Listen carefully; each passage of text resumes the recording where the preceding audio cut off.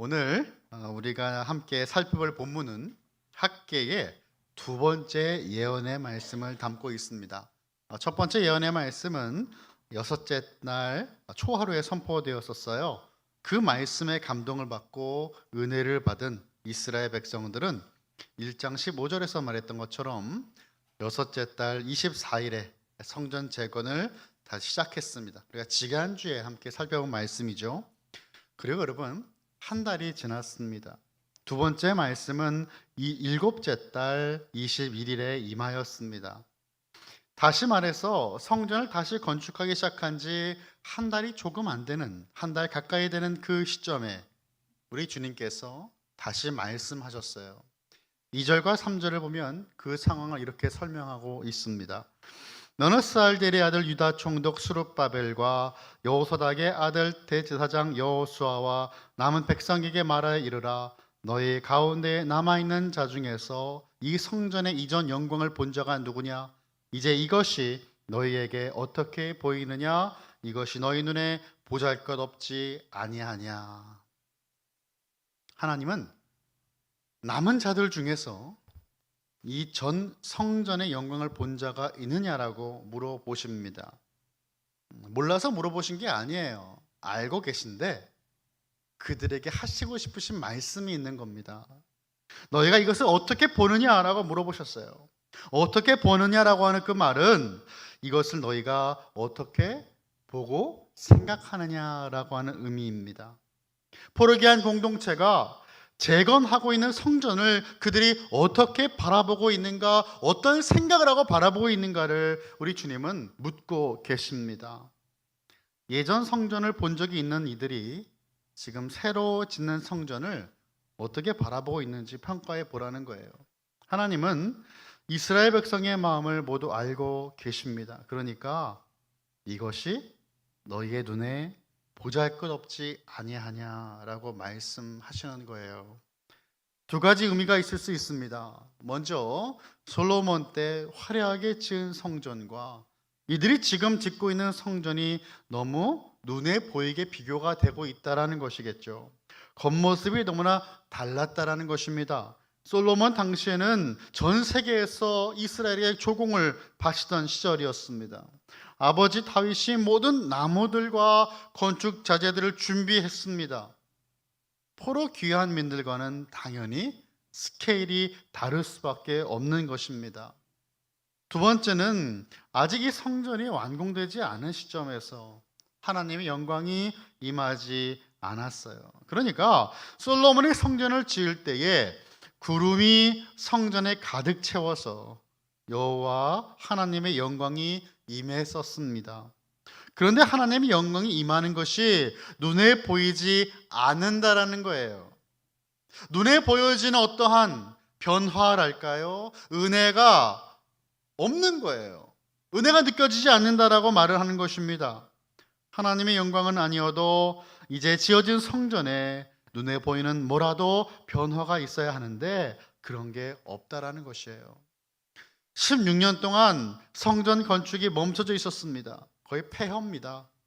그리고 이제 다시 회복되어 일을 다시 시작했습니다. 산에 가서 나무도 하고 가져와 성전을 짓습니다. 무너졌던 기초를 다시 세우고 기둥을 세우고 지붕을 만들어 덮습니다. 그렇게 열심히 한 달 동안 일을 했는데 상황은 달라지지 않는 거예요.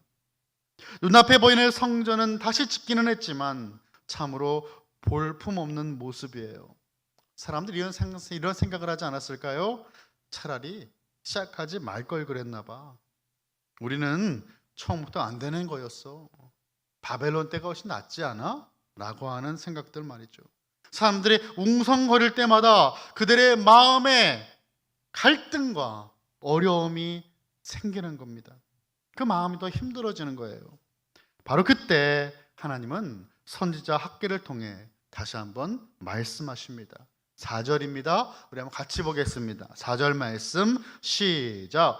그러나 여호와가 이르노라 스룹바벨아 스스로 굳세게 할지어다. 여호사닥의 아들 대제사장 여호수아야 스스로 굳세게 할지어다.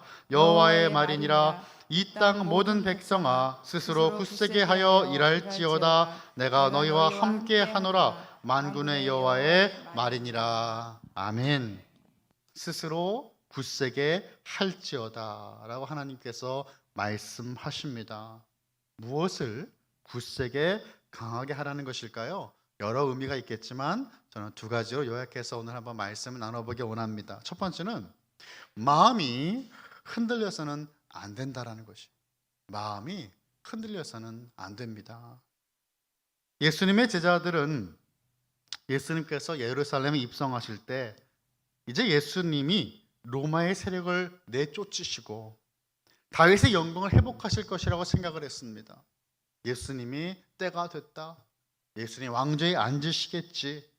그런데 예수님은 예루살렘에 입성하시고 일주일이 채 되지 않은 그 시점에 십자가에 달려 죽임을 당하셨습니다. 제자들은 모두 뿔뿔이 흩어집니다. 그 자리를 지킬 것이라고 자부했던 베드로도 여종의 말 한마디에 예수님 모른다라고 부인하였습니다. 저주하면 맹세까지 했습니다. 여러분, 기대했던 것과 전혀 다른 결과가 눈앞에 다가올 때 우리는 흔들립니다. 우리의 마음은 흔들립니다. 우리 자매들만 그런 게 아니에요. 흔들리는 갈대와 같은 우리들의 마음, 뭐 형제님들, 우리 장로님들, 집사님들도 다 그렇지 않겠어요? 우리 마음이 그렇게 연약해요. 내 눈에 보이는 성전을 보잘것없는 것으로 보지 말고 믿음의 눈으로 바라봐야 되는 것입니다. 정말 부강했던 때에 지어진 건물과 비교하는 것은 말이 안 된다는 것이에요. 지금 상황에서 최선의 것을 하나님께 드릴 수 있음에 감사하는 것입니다. 과거를 돌아보면서 내가 지금 없는 것을 찾을 것이 아니라 앞을 내다보고 나에게 지금 있는 것을 발견해야 되는 것이에요. 지금 내가 갖고 있는 것을 통하여 하나님께 어떤 영광을 돌릴 수 있을까를 생각하는 것입니다. 이것이 믿음의 사람의 모습이에요. 이스라엘 백성들에게 있는 것이 무엇이었습니까? 그들과 함께 하신다고 약속하신 하나님. 하나님이 계셨어요. 1장 13절에서 하나님 이스라엘 백성들에게 내가 너희와 함께하노라 말씀을 하셨습니다. 그 말씀을 듣고 마음에 감동을 받고 다시 힘을 내어서 하나님의 성전 공사를 시작한 것이었잖아요. 하나님께서 함께 하신다라고 하는 그 엄청난 위로의 말씀도 이 이스라엘 백성들의 눈에 보이는 현실 앞에서 그 힘을 잃게 된 거예요. 그런 이스라엘 백성들에게 하나님은 스스로 굳세게 할지어다, 이 말씀을 3번 하셨어요. 3번. 스룹바벨과 여호수아 모든 백성들에게 세 그룹으로 나눠서 각각 스스로 굳세게 할지어다 말씀을 하시는 겁니다. 여러분, 우리 학계를 쭉 살펴보고 있는데 이 학계에서의 흐름에서 예언은 스룹바벨, 여호수아 백성들에게 항상 함께 선포되었었어요. 그런데 이번에는 따로따로 지금 3번이나 선포가 되고 있다 이 말이에요. 하나님께서 같은 말씀을 3번 반복했다라는 것은 정말 그들에게는 큰 위로와 회복이 필요했던 것입니다. 스룹바벨, 여호수아, 모든 백성들 모두의 신앙이 다시금 굳건하게 세워질 필요가 있었던 것이에요. 이 말씀 보면서 얼마나 하나님의 인자하심을 제가 느꼈는지 모르겠어요. 너희는 스스로 굳세게 할지어다. 여러분, 하나님의 입장에서 생각해 보세요. 성전 다시 짓는 것은 하나님의 뜻이었어요. 명령의 말씀이었습니다. 순종을 했잖아요. 한 달이치 되지 않아서 다시 그들의 마음이 흔들리는 거예요. 내가 이것을 왜 하고 있는 것인가? 해봤자 안 하는 것만 못하지 않는가? 하지만 하나님은 스스로 굳세게 해라라고 말씀을 하십니다. 그래서 하나님은 1장 13절에서 말씀하셨던 것처럼 다시 내가 너희와 함께하노라 라고 말씀을 주셨어요. 내가 너희와 함께한다라고 처음 말씀하셨을 때에는 성전이 완공될 수 있다라고 하는 그 약속을 주셨죠. 내가 너와 함께하니 성전이 완공될 수 있다라고 하는 그 메시지가 담겨 있었던 것입니다. 그런데 오늘 두 번째 그 말씀은 좀 다른 의미가 있죠. 내가 너희와 함께한다라고 하는 말씀은 더 깊은 의미가 있는 거예요. 하나님의 임재에 대한 약속입니다. 임재. 5절의 말씀입니다.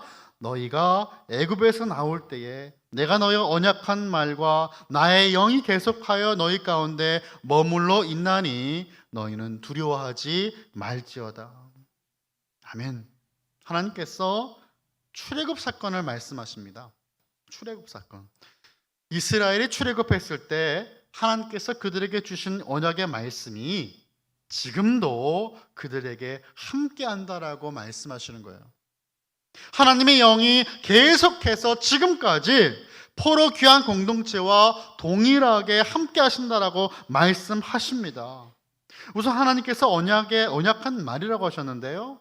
그리고 언약하다라고 하는 말을 히브리어로 보면 카라트라고 하는 단어가 씁니다. 카라트. 영어로 이제 자르다가 커트잖아요. 그래서 카라트. 이렇게 외웠어요. 자르다. 예전에 히브리어 공부할 때 자르다, 쪼개다라는 의미가 언약하다에 있습니다. 고대 근동에서 언약을 체결하는 방법은 재물을 쪼갭니다. 그 사이를 함께 지나가는 거예요. 만약 누구라도 그 언약을 지키지 않는다면 쪼개놓은 이 재물과 같이 될 것이라고 하는 그 무서운 의미가 있어요. 지금 우리 약속하면 어떻게 약속해요? 새끼손가락 딱 내밀고 귀엽게 하잖아요. 약속해줘 이렇게 약속하잖아요. 근데 여러분, 이 성경에서의 언약은 그렇게 귀엽지 않습니다. 하나님은 그렇게 이스라엘 백성과 약속한 말씀을 신실하게 지금까지도 기억하시고 지키신다라는 것을 말씀하고 있는 거예요. 이스라엘은요, 쪼개져도 몇 번이나 쪼개졌을 것입니다. 하나님 앞에서 신실하지 못한 모습이었지만 하나님은 항상 이스라엘 앞에 신실한 모습이셨어요. 여기서 말씀하시는 언약의 말씀은 시내산 언약의 율법을 말씀하는 건데요.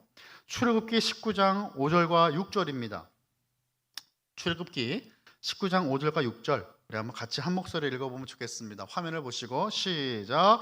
세계가 다 내게 속하였나니 너희가 내 말을 잘 듣고 내 언약을 지키면 너희는 모든 민족 중에서 내 소유가 되겠고 너희가 내게 대하여 제사장 나라가 되며 거룩한 백성이 되리라. 너는 이 말을 이스라엘 자손에게 전할지니라. 아멘. 아멘. 하나님의 말씀을 지키고 순종한다라는 것이 무엇입니까? 하나님과의 관계입니다. 하나님과의 그 관계. 순종하면 하나님의 소유가 되고 제사장의 나라가 되고 거룩한 백성이 될 것이다라는 약속을 주셨어요. 하나님이 그들의 하나님이 되신다라는 것입니다. 그들은 하나님의 백성이 된다라고 하는 것이에요. 그리고 여호와의 영이라고 하는 그 말씀을 또 하시는데, 여호와의 영은 출애굽기 31장 3절에서 5절의 말씀을 통해 확인할 수가 있습니다. 이 말씀은 제가 읽어봅니다. 하나님의 영을 그에게 충만하게 하여 지혜와 총명과 지식과 여러 가지 재주로 정교한 일을 연구하여 금과 은과 노스로 만들게 하며 보석을 깎아 물리며 여러 가지 기술로 나무를 새겨 만들게 하리라 라고 말씀하였어요. 여러분, 이 31장의 배경은 성막을 만들 때, 하나님의 성막을 만들 때입니다. 이스라엘 백성들이 출애굽하고 나서 종으로만 살던 사람들이 성막을 어떻게 만들 수 있었겠습니까? 물론 기술이 있는 사람이 있었겠지만 하나님의 그 성막의 정교함을 어떻게 다 하겠어요? 그런데 성경은 뭐라고 말씀하냐면 장인에게 가서 교육받고 훈련받은 것이 아니었어요. 하나님의 영이 그들에게 부어졌다는 것이에요. 그들이 지혜를 받았다는 것입니다. 성막을 지었던 부살렐과 오홀리압에게 하나님의 영이 함께 하셔서 지혜를 받고 지혜를 주심으로 말미암아 성막을 짓게 하신다는 그 내용이 출애굽기 31장의 말씀이에요. 하나님의 영이 충만하게 부어짐으로 사람들은 정교한 일들을 연구하고 제작할 수가 있었습니다. 출애굽 때의 언약의 말씀과 그 하나님의 영이 지금 포로 공동체 함께 하신다라고 하는 그 말씀을 주신 거예요. 이 사실은 무엇을 의미합니까? 하나님이 이들을 언약 백성으로 여기시고 그들에게 하나님이 영의 지혜를 주셔서 출애굽 당시 성막을 하나님의 능력으로 만들고 설계했던 것처럼 지금도 성전을 완공하게 하실 것이라고 하는 그 분명한 하나님의 의지의 말씀인 겁니다. 할 수 있다라는 것이에요. 여러분, 그리고 덧붙여서 뭐라고 또 말씀하셨습니까? 너희는 두려워하지 말지어다라고 말씀해요. 너희는 두려워하지 말지어다. 여러분, 성경 보니까 하나님께서 사람들을 세우실 때 항상 하시는 말씀이 있어요. 그 말씀이 무엇일까요? 내가 너희와 함께한다. 두려워하지 말아라, 그 말입니다. 하나님은 항상 하나님의 사역과 하나님의 일을 감당한 이들에게 함께한다, 두려워하지 말라라고 말씀하셨어요. 이 땅에서 하나님의 사역을 감당하는 것은 결코 쉬운 일이 아닙니다. 내가 너와 함께 할 것이다, 두려워하지 말아라고 하는 그 말보다 더 큰 위로와 힘이 되는 말씀은 없을 겁니다. 그 하나님의 말씀이 저와 여러분들에게 항상 주어지는 약속의 말씀입니다. 자, 두 번째, 그럼 우리가 또 스스로 굳세여라 라고 하는 그 말씀 앞에 어떻게 또 반응할 수 있을까? 두 번째는요, 굳세게 일해야 합니다. 굳세게 일해야 됩니다. 강하게 일어나서 이제는 일해야 될 때다라는 거예요. 4절에서 하나님 모든 백성에게 말씀하시는데 스스로 굳세게 하여 일할지어다라고 말씀하셨어요. 모든 백성들에게는. 그들과 함께 하시며 능력을 주시는 하나님은 그들이 낙심한 마음을 이젠 추스리고 다시 두 팔에 걷어붙이고 일하라라고 말씀을 하시는 겁니다. 일할 때라는 거예요. 학계를 통해 하나님께서 말씀하신 그때는요, 시기적으로 보면 추수를 마치고 하나님께 감사를 드리는 절기 초막절의 마지막 날이었습니다. 근데 여러분, 이 백성들이 감사했을까요? 아마도 감사하지 못했을 것입니다. 말씀드린 것처럼 자신들의 눈에 보이는 성전은 자신들의 기준에 맞지 않았기 때문에 너무나 초라해 보였고 자신들이 그동안 해온 일들이 하찮게 여겨졌을 것인데 당연히 감사하지는 못했을 것이에요. 1장에서 살펴본 것처럼 그들의 수확은 형편없었어요. 그렇다고 하여 한 달 동안 한 일들이 눈에 띄는 성과가 있는 것도 아니었어요. 우선순위를 바로 잡으면 곧바로 하늘문이 열리고 축복이 쏟아질 줄 알았는데 어떠한 변화의 기미가 보이지 않는 겁니다. 여러분, 그럴 때 어떨까요? 우리의 마음이 초조해지는 거예요. 두려워지는 거예요. 언제까지 해야 되지? 계속 이런 것은 아닐까? 내가 말씀 잘못 들은 거 아닌가? 내가 말씀 언제까지 따라가는 게 맞는가? 다른 길은 있지 않을까? 회의가 드는 거예요. 여러분, 간혹 우리는요, 하나님의 뜻에 순종하는 것을 마치 모든 삶의 문제가 해결되는 것처럼 생각할 때가 있어요. 하나님께 순종하니까 다 될 거야. 하나님께 순종하고 하나님께 모든 것을 드렸으니까 다 풀릴 거야 라고 생각할 때가 있습니다. 하나님께 헌금도 많이 했는데 왜 병이 걸리는 것인가? 하나님께 순종했는데 왜 나의 기도가 응답되지 않는 것인가? 사랑하는 성도 여러분, 하나님께 순종하는 것은 당연한 거예요.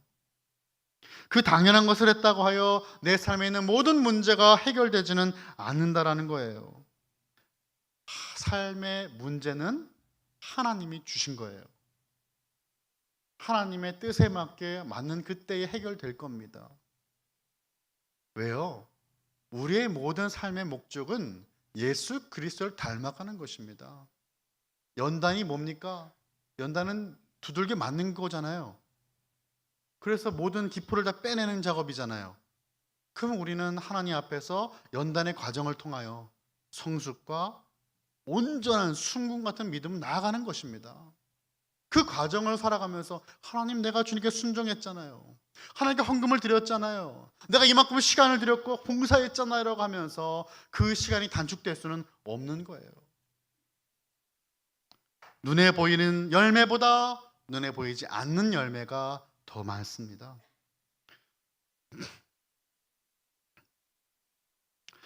눈에 보이는 축복 대신 하나님은 이스라엘 백성들에게 약속의 말씀을 주셨어요. 7절의 말씀인데요. 이 7절의 말씀을 한번 우리 같이 읽어볼까요? 시작. 나라를 진동시킬 것이며 모든 나라의 보배가 이르니 내가 이 성전에 충만하게 하리라. 만군의 여호와의 말이니라. 아멘. 모든 나라의 보배가 이르리라 라고 말씀하셨습니다. 모든 나라 가운데 하나님의 일을 행하셔서 만국의 보배가 예루살렘에 있는 성전, 지금 포로교환 공동체가 건설하려고 하는 성전, 다시 말하면 지금은 아무것도 아닌 것처럼 보여지는 이 초라한 성전에 그 만국의 보배가 도달하여서 그 성전을 충만하게 채울 것이라고 말씀하고 있는 거예요. 원문을 보면요, 이 보배 앞에 정관사 더가 붙습니다. 그러면 그 의미는 뭘까요? 한 보배라는 뜻이에요. 그 보배라는 뜻입니다. 이 보배는 무엇을 의미합니까? 열방이 소유한 귀중한 보물이다라고 해석할 수도 있겠죠. 열방이 원하며 사모하는 어떤 대상일 수도 있겠습니다. 그런데 이 만국의 보배가 예루살렘의 성전에 이르게 되면서 그 성전에 하나님의 영광이 충만하게 된다는 사실을 우리는 주목해야 되겠습니다. 이스라엘 백성들이 과거 솔로몬의 성전과 비교했을 때 하나님의 영광이 가득했던 그 성전을 기억했을 겁니다. 그런데 하나님께서 뭐라고 말씀하시는가 하면 그토록 갈망했던 그 하나님의 영광이 가득하게 되는 성전이 회복된다라는 것이에요. 8절을 보니까 이렇게 말씀하잖아요. 은도 내 것이요 금도 내 것이니라 만군의 여호와의 말이니라. 아마도 이스라엘 백성들이 힘들었던 것이 이것 때문이었나 봐요. 하나님께 뭔가 드리고 싶지만 아무것도 없고 은과 금으로 치장해야 될 만한 것을 아무것도 하지 못하는 그 상태. 근데 은도 금도 하나님의 거라는 거예요. 모든 것이 하나님의 것인데 하나님의 성전이 초라하다고 하여서 하나님이 초라한 것이 아니라는 것입니다. 이스라엘 백성이 할 수 없는 것을 하나님이 직접 하시겠다라고 말씀하는 거예요. 보배와 영광은 모두 존귀하고 값진 거잖아요. 그 모든 것을 지금 하나님이 채우시겠다라고 하십니다.